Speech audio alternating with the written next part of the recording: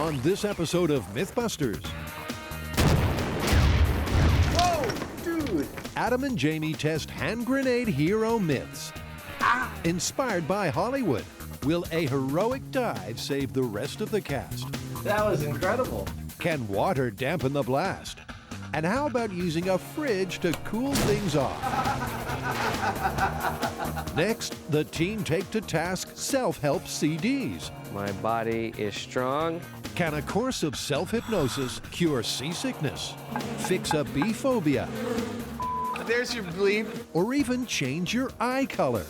And finally, Cary Grant and Tori turn their stomachs with the latest Diet Coke and Mentos sensation sweeping the internet. Carrie. Will a candy and cola cascade cause your belly to blow? Oh, nasty. Who are the MythBusters? Adam Savage Is everybody ready for diving? and Jamie Heineman. Gets me all worked up just looking at it. That was beautiful. Between them, more than 30 years of special effects experience. That was heavy. Joining them, Grant Imahara, Powers on, run for your life. Tori Belleci, Somebody order some exploding pants. and Carrie Byron. High explosives and electricity. Woo! They don't just tell the myths, they put them to the test.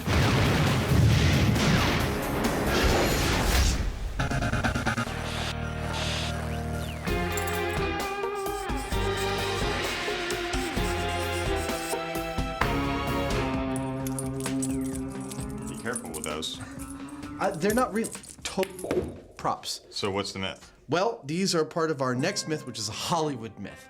Picture a group of intrepid heroes fighting evil adversaries when into their midst flies a live grenade. Guess what happens next? Well, I would say no doubt the hero actor jumps on a grenade, thus protecting the rest of the people. Exactly right. That's the myth we want to test. Will jumping on a grenade actually save those around you? It's another explosive tall tale from Tinseltown. The director calls action, and our stuntman hero steps up to put his body on the line.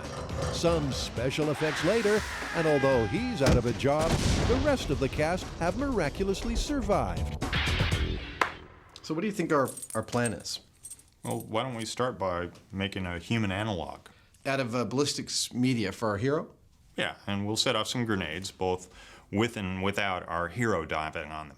All right. You know, we're also going to need an objective way of assessing the blast damage, both with and without the hero on the grenade.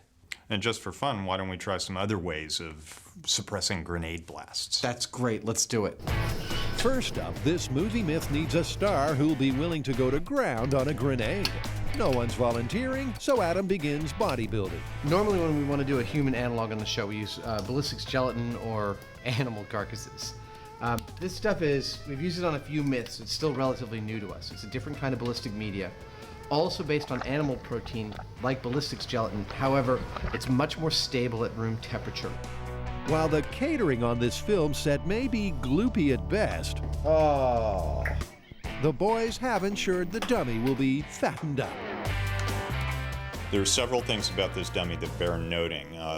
The first is that it weighs the same as an adult male because it's about the same size as an adult male, and it has the same density in terms of the ballistics material that we use and human flesh. So it should be perfect for our test.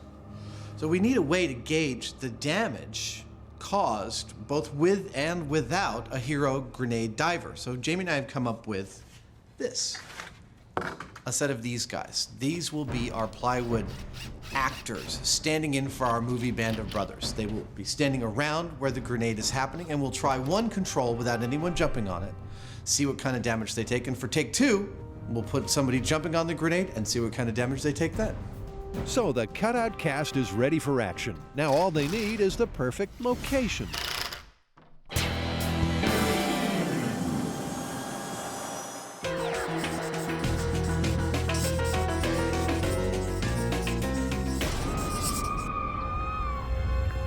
Watch the coin. You're getting sleepy. Very, very sleepy. Wait, why are we doing hypnosis again? Haven't we been here before? Yep, but the furor on the fan site over mesmeric, mind-altering myths just won't let up. Despite busting the theory that you can plant a post-hypnotic suggestion in an unwilling dupe, I had a clear idea of what they wanted me to do. and proving as plausible that memory recall can be hypnotically enhanced, All of that I remembered after we relaxed with the hypnosis. the fans are demanding the team tackle self-hypnosis. Specifically, the CDs you find on the internet that claim you can change your life in any number of weird and wonderful ways. So this time, we're gonna try self-hypnosis myth. Those are those CDs that you listen to and they're supposed to influence you? Yeah, they're all over the internet. You can lose weight, regrow your hair, or even quit smoking. So why don't we each try one? Okay, well, I volunteer for the seasickness one because personally, I'm sick of being the guy that always has to vomit on camera.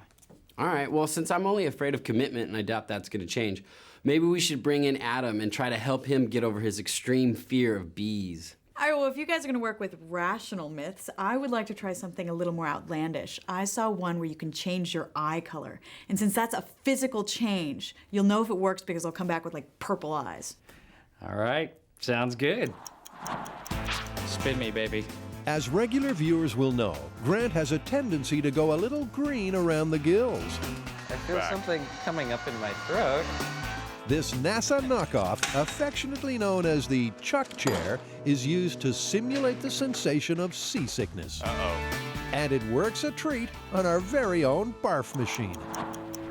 Before Grant can try his mythical seasickness cure, Carrie and Tori need a pre-hypnosis baseline.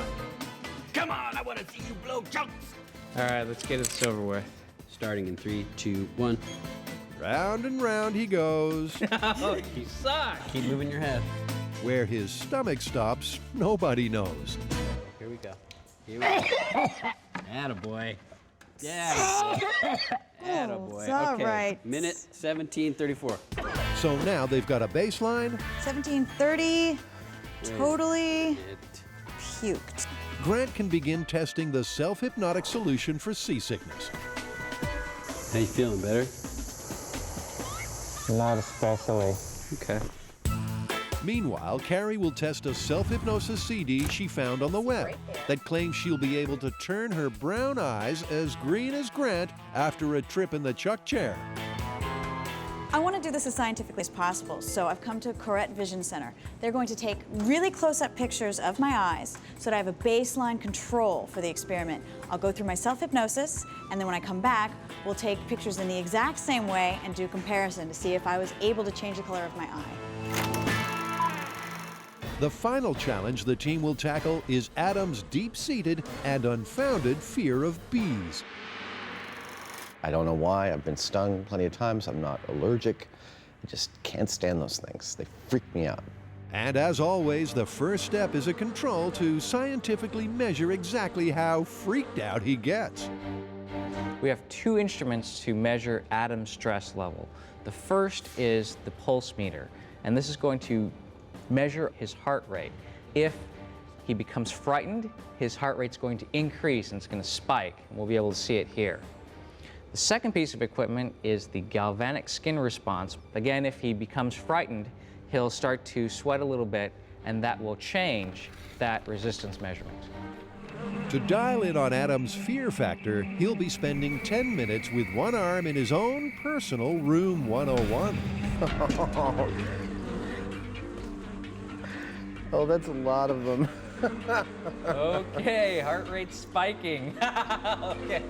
It's pretty obvious from the start, Adam is showing serious signs of stress. Your heart rate jumped up about like 20 points. And once Adam gets his arm inside the box of bees, the team don't need fancy equipment to measure his stress levels. There's your bleep. Okay. You really are afraid of bees, I aren't really, you? really, I told you I'd do this for science, and I told you I wouldn't like it one bit. The longest 10 minutes of Adam's life finally counts down. 3, 2, 1. Oh, dang.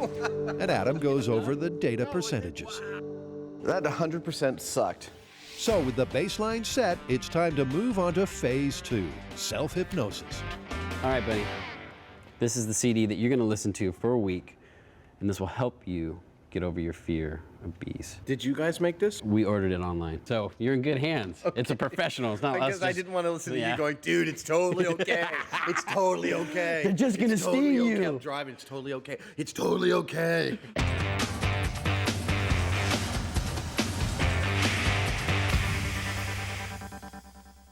Jamie and Adam are testing the movie myth that diving onto a grenade will smother the blast and save your buddies. But with the neighbors likely to gripe about a grenade going off in the backyard, the team head for one of their favorite spots.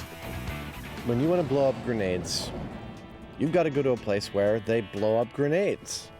Like the Alameda County Sheriff's Department's bomb range. That's where we are here. This place is a veritable MythBuster mecca. Tori, Grant, and Carrie came here to blow up their pants. Those are exploding pants. And Jamie and Adam You gonna paint your house with explosives? had a little TNT party of their own. Get your pirate face on! We're about to shoot some cannons! And in the pirate special, Redbeard and Captain Heineman tested the myth that cannonball splinters are more deadly than the cannonball. But this time, the guys are going gung-ho with grenades, and the MythBusters turn to some old friends, Frank Doyle and J.D. Nelson, for the crucial explosive ingredients. All right, so what do we got? Okay. So, if I pull the pin on one of these things, it's going to go off, right? No, Jamie, these are inert. We wouldn't trust Adam near the live ones. But first, Adam can't resist testing a mini-myth. So the thing I've always wondered is, can you really pull these out with your teeth? It works in the movies, but how about real life? Ow. No, I don't think so. Why would you do this when you had a perfectly good finger right over here? It requires over 10 pounds of pressure to pull a grenade pin. So this myth is busted, a bit like Adam's teeth. Seeing as Jamie and Adam's expertise in this field comes from the movies, why don't we start with a little Grenades 101? Now, what the heck are all these things? A hand grenade is basically a small handheld explosive device. It's meant to be thrown, and after a certain delay, it goes off. And this is how they work. As everyone knows, the pin comes out first. That releases the striker lever, which hits the percussion cap, and that sets off the chemical fuse. Finally, the detonator sparks the packed explosive material. There's a big boom, and the metal casing fragments into deadly shrapnel. So, if the M67 is going to be our grenade today, do we get to pull the pin and throw them? Well, we won't be doing that today for safety reasons. We'll have a very controlled situation. And I think it's a good time for JD and myself to go and prepare the actual grenades that we're going to use today. So while control freaks Frank and JD set up a remote firing system, let's start assembly lining this thing. It's time to call for our movie extras. But our leading man can kick back in his trailer, as this test is the control. We are going to detonate one of our grenades without anything inhibiting it. We're going to see what it does to our figures standing around it. Then we'll have a baseline comparison of damage to compare all the other subsequent tests to. As the director of this slice of movie mayhem, Adam choreographs his stuntmen. I am standing on the exact location where we're going to be detonating our series of grenade tests. The grenade is lethal within 15 feet and can cause injuries within 40 to 45 feet. The actors are placed at 5-foot intervals from the blast epicenter. And with everyone poised for action, JD brings the small package with the big boom. Okay, here it is. Well, it goes right where that cone is. Okay. With the live grenade in position, our experts clear the area and begin their preparation. We're going to be putting a blasting cap into the body of the grenade, into the explosive, running it by hardwire all the way back to the fire control point where we will do the button pushing and initiate the explosion. With the cameras ready to roll, Jamie and Adam hunker down in the bunker. And with the system hot, Fire in the hole! Fire they call action. In 3, 2, 1. Oh. That was pretty solid. That was was. a nice, like, macho thunk. That really was. Whoa. And speaking of macho, the action actors look like they just shrugged off a grenade blast. But a closer look at the guy at 5 feet reveals the frightening truth. The telling part is look at the backside. Wow. Little tiny fragments going all the way through the plywood. Yep, the fake blood department would have its hands full. But how about wooden actor number 2? Well, he was 10 feet away, and his part in this movie is over. Right through the lung or the heart or something. Yeah, anything up in this K5 area like this, they're in real hurt city. And the body count for this scene continues to rise when they examine extra number 3. Jamie, check it out, man. Same thing on number 3. Yep. One there, one there, one there. Down there, down there. Up there. The 4th casualty was one of the cameras. And this piece of plexiglass, which was protecting a second camera, gives a further illustration of the lethal power of grenade shrapnel. Hey, Adam. Yeah. Check this out. This is actually more revealing than the dummies in some ways. This was a brand spanking clean thing. I just stripped it before we put it in.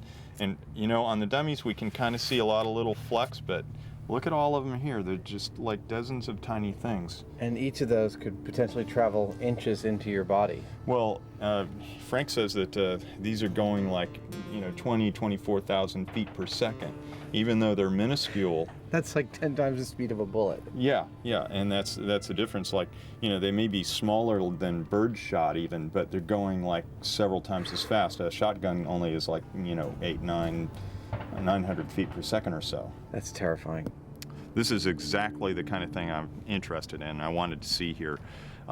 In the first place, the blast itself was somehow more powerful than some of the blasts that we've seen before in the sense that it was a real like thunk. You could feel it in the ground. It was like guttural and like a real, wasn't a pop or anything or a big like that. It was a bang. I have a recommendation for how we proceed. Let's write down on the backs of the figures exactly how many hits all the way through that we got on each one. Then I'll spray paint them black again. Okay. So when we go for the next test, we'll be able to count clean again, and we'll see if there's a drop in them. So after the first take, 3 of our actors have more holes in them than a bad B-grade plot. The question now is, will there be fewer fatalities when our movie star takes a dive?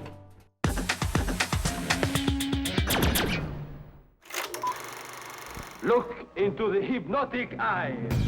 The MythBusters are once again going under for science. But hypnosis is not just the stuff of parlor tricks and B-grade movie plots. Hypnotherapy, in conjunction with traditional medicine, has helped millions of people successfully battle wide-ranging afflictions, such as addiction, anorexia, and arthritis. But for the next week, 3 self-hypnosis or autosuggestion goals are being put to the test. Okay, so this is day 1 with my seasickness self-hypnosis CD. As per the instructions on the box, Grant will listen to the disc once per day. Your body is strong. Your mind is strong. It can handle all kinds of situations. Grant. I really, really want this to work. I'm tired of being the seasickness guinea pig. I don't really have a whole lot of confidence in it working, but I am going to open my mind and give it a shot. While Grant is attempting what he thinks is an achievable goal, Carrie is at the far end of the hypnosis spectrum with a far-fetched claim that by listening to her disc twice a day, she can change her eye color. Well, the hypnotist keeps saying that my subconscious is changing the amount of melanin in my eyes, and I should keep looking in the mirror to see if they change. And they will change because you have the power to change, Carrie. His tone of voice was sort of freaking me out. Adam, happy with his eye color, has found a self-hypnosis CD that will supposedly help him get over his apiophobia. For those of you that don't speak geek, that's a fear of bees. And as he settles down for his first session, Adam the skeptic is going against type and thinking positive thoughts. I feel like there is some utility in concentrating on the thing that one is phobic about. That, you know, me thinking seriously about bees sitting on my skin without stinging me will benefit and will show a benefit at the end of this week. Now, because watching the MythBusters snooze doesn't make for Emmy Award-winning TV, let's cut to the chase. All week, Grant has been keeping up with his hypnosis schedule, but let's see if he can keep his stomach down. In 3, 2, 1. Remember, before he embarked on self-hypnosis, he lasted just over 17 minutes. For the myth to stand any chance of being confirmed, Grant has to go way past that. Really glad it's you that gets seasick, not us. But for total success, he'll have to keep his breakfast from seeing the light of day. I really want this to work. My body is strong, and it can handle all kinds of different situations. Grant, using his self-taught hypnotic techniques, remains focused for over half an hour. And despite Tori's best efforts, Come on, Grant. We all want to see chunks. our very own Duke of Puke is staying strong. You realize if this test works, we're going to be standing here for a very long time. But on the 34-minute mark, the wait is over, and all Green Gills Grant is back. Okay, stop. Stop. I can't do this anymore. So the self-hypnosis technique delayed the inevitable, but failed to outright cure his seasickness. I'm not sure if I'll ever be cured of seasickness, but what I do know is that the hypnosis CD did not cure me. While Grant recovers, it's time to look into Carrie's eyes. I'm back at UCSF for my follow-up appointment with the eye photographer, and I'm going to see if my week of self-hypnosis has changed the color of my eyes. But despite a daily hour and a half of self-hypnosis, Carrie's eyes stubbornly remain brown. So in your professional opinion, did I change the color of my eyes through self-hypnosis? I would have to say that they're unchanged, unfortunately. Despite her best efforts, it's a result Carrie was expecting. But is it even possible to change the color of your eyes? Well, you know, certainly there are certain drugs and chemicals that will change eye color. So it's certainly possible for eye color to change, but usually that has to do with some substance that's been either put onto the eye or something that's actually changing the metabolism of the cell. So, you know, certainly it's possible to change eye color. I'm just not quite sure how you'd achieve it through hypnosis. So I guess this one's busted. I'm afraid it is. Okay, last but not least is Adam, our resident skeptic. The self-hypnosis on CD is total bunk. It's snake oil, as far as I'm concerned. In his baseline test, Adam's heart rate, galvanic skin response, and colorful vocabulary confirmed he's terrified of bees. The question is, after a solid week of listening to his self-hypnosis CDs, will he fare any better when faced with the dreaded bee box? How you feeling compared to last time? I'm feeling a little better than I did last time. Well, apparently you're lying. Doesn't look like it. Adam's trying to tough it out, but the numbers don't lie. His heart rate and stress levels are buzzing at the same high rates as the baseline test. Oh, another one landed on me. And a few close encounters of the flying kind prove that 10 minutes with the bees is still 10 minutes of torture, which leaves just one conclusion. Okay, guys, self-hypnosis, what's the verdict? I think it's obvious that this is busted. Yeah, but you never believed that your eyes could change color.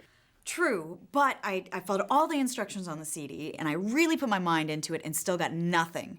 And Adam got the same result. I know, that's too bad, because even after his hypnosis, he's still afraid of bees. Well, I think mine is the most telling result. And you really wanted it to work. Yeah, I wanted it to work, I thought it could work, and there was a delay in the seasickness, but ultimately, it failed to cure me. Yep, you still blew chunks. So this one's busted. Busted. Busted.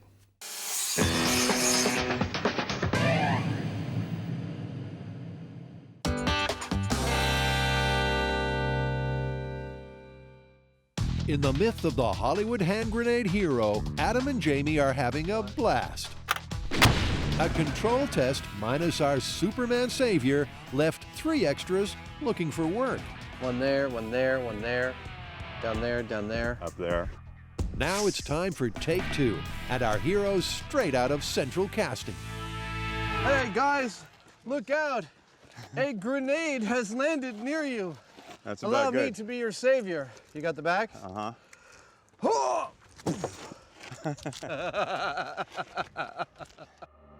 This is our hero right here, and it should provide a fantastic testing medium to show what kind of resistance the body will provide to the fragmentation from a grenade and how much it'll protect your buddies standing around you.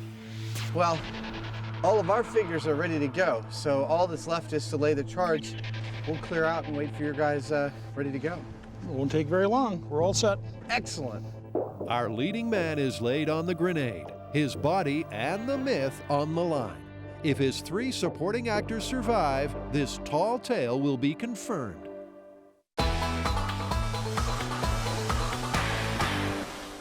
It's worth pausing for a second to talk about the origin of the word grenade. Well, sure. It comes from the French word for pomegranate, which is grenade. Does a grenade look anything like a pomegranate? Well, not now, but in the early days they were larger. They were about the same size as a pomegranate, and they were filled with shot that was very similar to pomegranate seeds. Oh, cool. Well, this is it. Hollywood on trial once again. Now, if the movies are to be believed, our hero stuntman has to absorb the full impact of the grenade. He has to save all his mates. In 3, 2, 1. That was brutal. Well, one thing's for sure, there'll be no happy ending for this celluloid savior. He did not have a good day. He was a hero. Yep, our hero's role has been cut short, but did his selfless act save the cast of cutouts? There's a significant chunk out of the front here, but out of the back, I see 1, 2, 3, 4. Yeah, just 4. That's it. So wooden actor number 1 took 10 fewer hits than the control blast. But how bad were the splinters?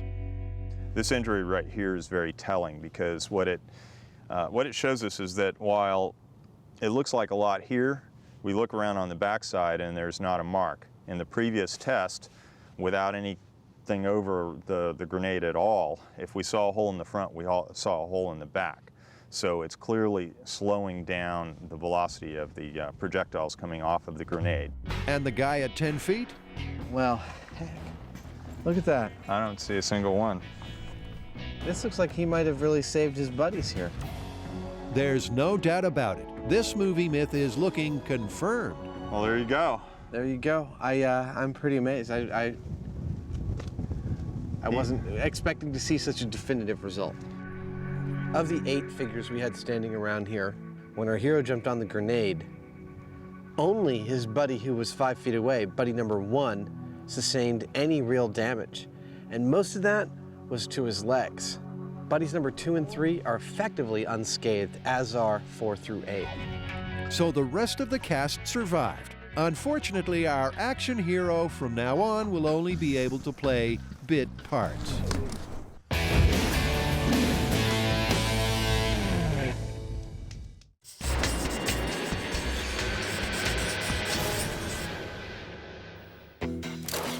Carrie started it. Adam and Jamie investigated it.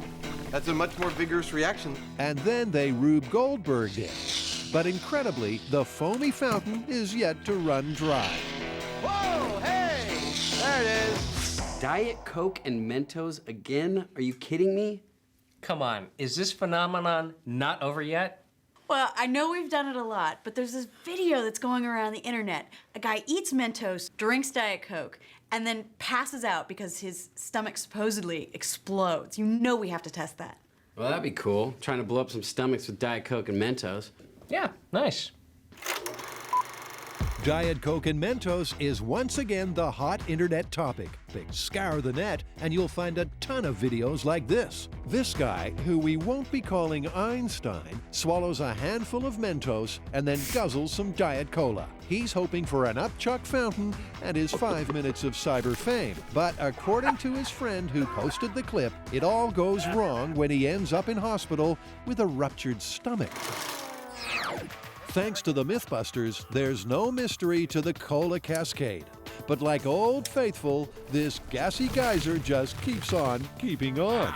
There you go. That's so cool. I've never actually done that before. Me neither. Really? No. You know, that wasn't even as high as I've seen them go. I've seen like 30 feet.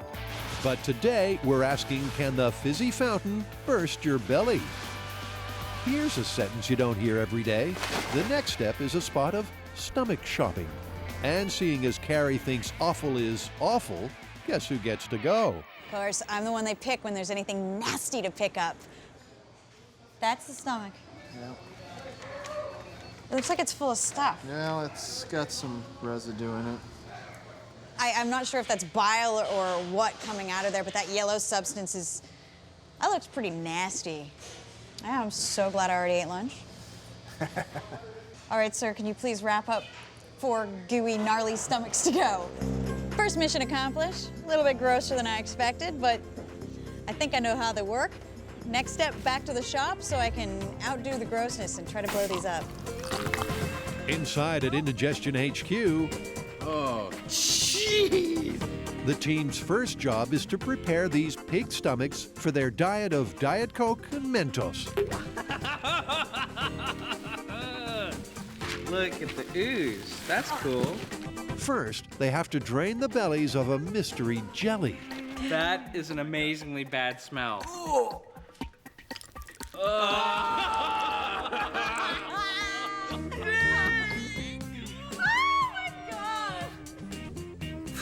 Oh yeah, after you haven't eaten for a while, you know, and just throwing up bile, this is just bile.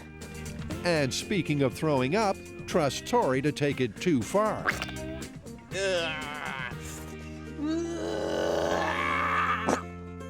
You okay? You have to... Hi, Carrie. Carrie, the cable ties. Come to me, darling. Carrie, the cable ties. Come on, Carrie. Carrie. Come on. Never leave your position, Carrie.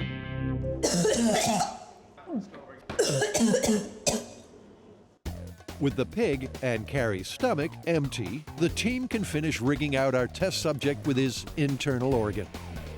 And to ensure they replicate the myth's circumstances accurately, Carrie has a plan.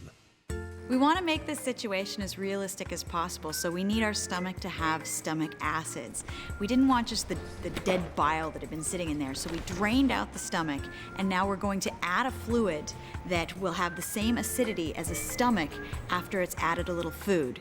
Okay, that operation's complete. Nice work, Doctor. Thank you, Doctor. I think the patient's gonna recover just nicely. With the deft touch of amateur butchers, Dr. Imahara and Dr. Bulaci have added the acid. It's my flesh bagpipe. But the unfortunate patient ain't done yet. They rig his esophagus with a tube and valve system so the team can simulate the delivery of a lunch of candy and cola. Nasty stuff! Okay, so this is the experimental test setup for the myth that if you drink a bunch of Diet Coke and eat a bunch of Mentos, your stomach will explode. We have standing in for the human stomach a pig stomach, which is a good analog for that. Now, one of the ends is clamped off with a hemostat. Inside the stomach, we have a dilution of muriatic acid, and that is diluted to a pH of between 2 and 3 to match what your normal human stomach would have. Going into the stomach, we have a plastic tube, goes up to this junction. The idea is that we put the Diet Coke in from one side. Bottle goes up here, we squeeze it, Coke goes down the tube. After the Diet Coke's in, we clamp this off. Then, this is the Mentos side. We'll drop a nut in with this magnet in place, and then load the Mentos one by one. When we're ready to trigger, we pull the magnet away, all the Mentos go in the stomach at once. This will have been clamped off, and hopefully the Mentos and Diet Coke concoction will expand and expand and expand, and or so we think.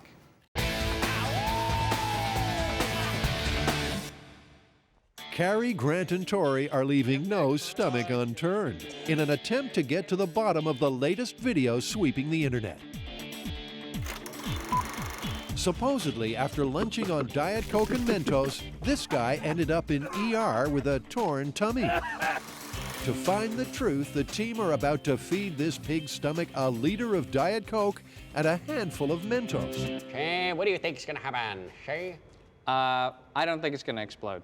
Really? Yeah. 100% it's not gonna explode. I think there'll be a huge reaction. It'll probably come up here, and more likely there'll be rig failure before there's going to be stomach failure. Okay, the first ingredient is the Diet Coke. And when our skeletal friend guzzles the gassy soda, his stomach bloats out so much, Grant has a change of heart. Whoa! Wow. I'm revising my estimates. That looks uncomfortable. Next, the Mentos are dropped into a holding tube. Okay, all 7 are in. Clamp it. Clamping. Here we go. Will the belly go ballistic? 3, 2, 1. What happened? Did it go? Nothing Did happened. they make him down? Did it get in? I thought there was supposed to be a reaction. What's going on here? Do you see anything? Nope. The Mentos are definitely in there. But where's the famous foamy fountain? Our soda super sleuths are on it. Let's go over the things that are different between the experiment we just did and the reaction we know, which is really explosive, which is dropping the Mentos into the 2-liter bottle. Okay, well, first thing is we're actually pouring it into the stomach, and it's foaming up a lot. And when you normally do this experiment, you're adding the Mentos to the soda, which is still in the bottle. And the other thing that's different about the stomach is it has the muriatic acid in it. So that might be doing something to change the reaction between the Diet Coke and the Mentos. Their plan is to use a process of elimination to work out what's happening. And a few simple bench tests later, they confirm the acid is not the culprit. Okay, so the muriatic acid doesn't seem to be having an effect on the Mentos and Diet Coke reaction. Next, they look into their method of squeezing the bottle to pour the Coke quickly into the stomach. And it's going down. No, wait. No, it's going down. Yep, there's your problem. Okay, so the pour is what's killing all our carbonation, and that's preventing the reaction. Yeah, totally. By copying the video where our guy guzzles his cola quickly, the tests have shown the soda loses most of its CO2. So they're going to redo the test, trying to retain the fizz with a slow, controlled pour. And because the stomach's opaque, they can't see what's going on. So we've replaced the pig stomach with a translucent balloon, and that really gives a better idea of, how much liquid's going in, if we're generating a lot of gas, or hopefully what's going on. But despite the gentle pour, the result is the same. Okay. Through the clear balloon, you can see the soda sizzling before the Mentos have even been added. No matter how slow a pour you have, any agitation is going to release all of this foam. Which confirms the simple act of drinking the Diet Coke releases the CO2. And without its fizz, the candy and cola can't do the biz. I think that we've conclusively proven that if you eat Mentos and drink Diet Coke, you're not going to explode your stomach. But for the sake of science, I think we should continue on and try and eliminate some of these variables. Well, one way we can get rid of the loss of gas through the pour is we just go directly to the bottle and have the Mentos drop into the bottle, so we're not actually agitating the Diet Coke as we're pouring. So the next setup is a completely unrealistic scenario, which involves dropping the Mentos into the Coke with the stomach already attached. Final stomach and Mentos experiment in 3, 2, 1, release.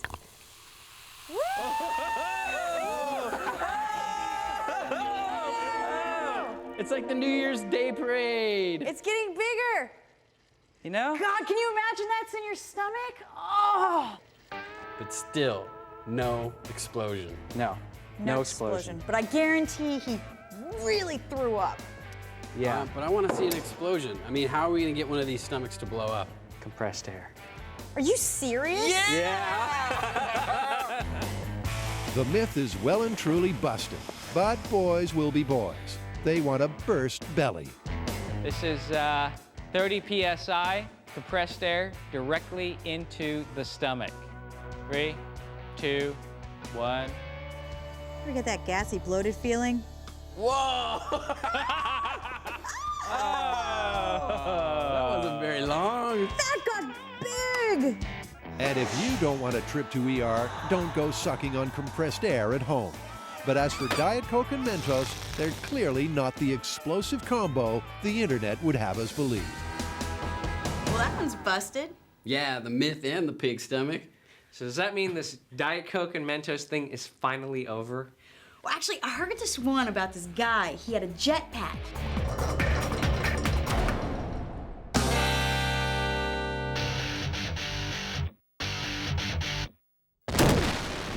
Adam and Jamie have been blown away by the results of a movie myth.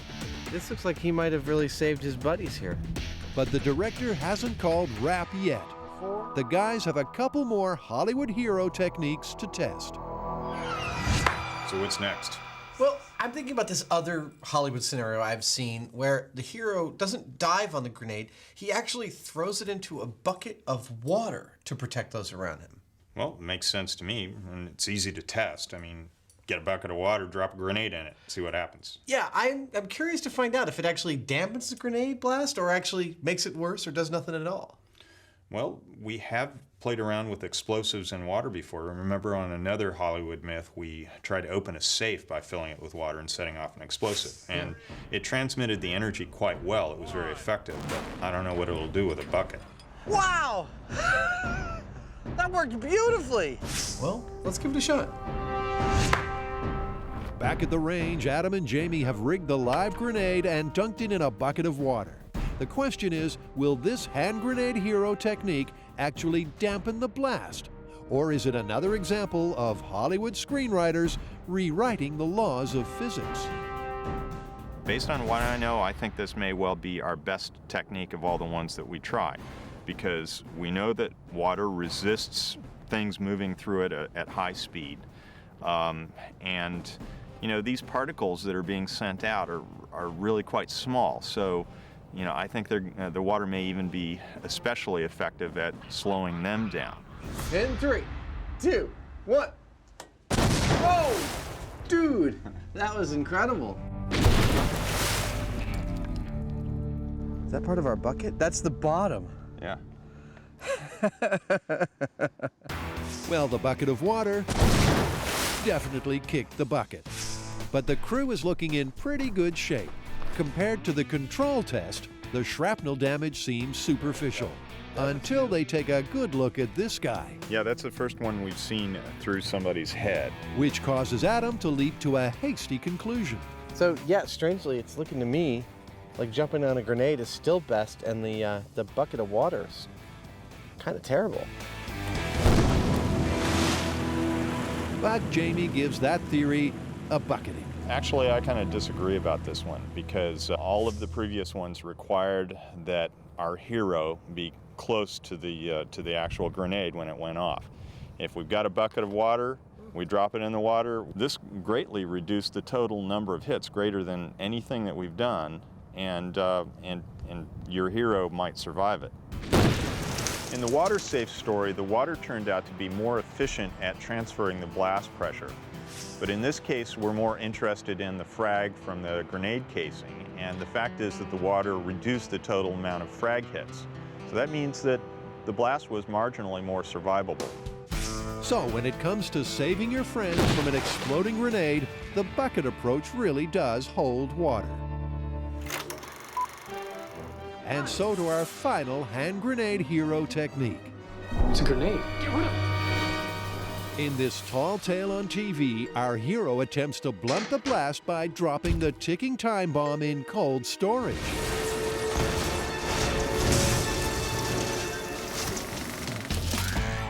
To replicate that small screen scene, the first thing they'll need is a fridge.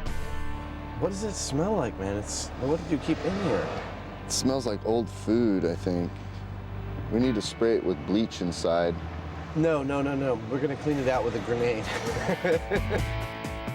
Luckily, Shop General Terry is having a clear out, and his old beer fridge could really do with being put out of its misery. So once again, it's back to the range, this time for some gratuitous destruction of kitchen appliances. All in the name of science, of course. There's stuff in there. The beer. The fridge is in position. If you caught any diseases from here, you can cure yourself with the penicillin right here. And our cutout cast gather around as the bomb team rig the grenade inside the fridge, just like the film clip.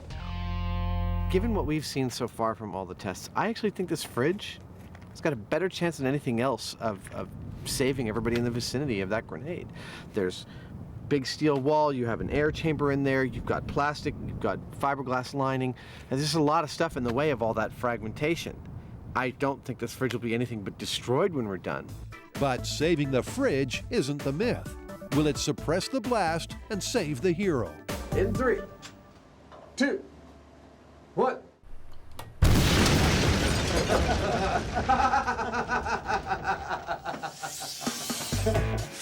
The replay shows the silhouettes chilling out around the fridge, wondering what's for dinner. What else? Bangers and smash. Yeah, something tells me that this is maybe not the best of the options. What do you think? Wow. Oh, man. It's pretty clear here that the two places you don't want to be standing are either in front or behind the fridge, but on the side is just fine. The key position is the actor directly in front. As per the film clip, our hero runs away from the fridge and ducks down square on to the door. And as the high-speed camera shows, that ain't exactly the best idea. He didn't fare too well with the Battle of the Refrigerator. No, number 7 is totally gone. If you're thinking that a refrigerator is going to contain a grenade, you're totally wrong. I'm sitting on the evidence. But Adam, that's what you thought. With predictions as poor as that, we'd better let Jamie wrap this one up. Out of all the options that we had, this was clearly the worst idea. When you think about it, it makes sense. You've got a lot of metal there to create shrapnel. You don't have a lot of mass to resist it. You've got foam and other lightweight things, and it's awfully messy as well.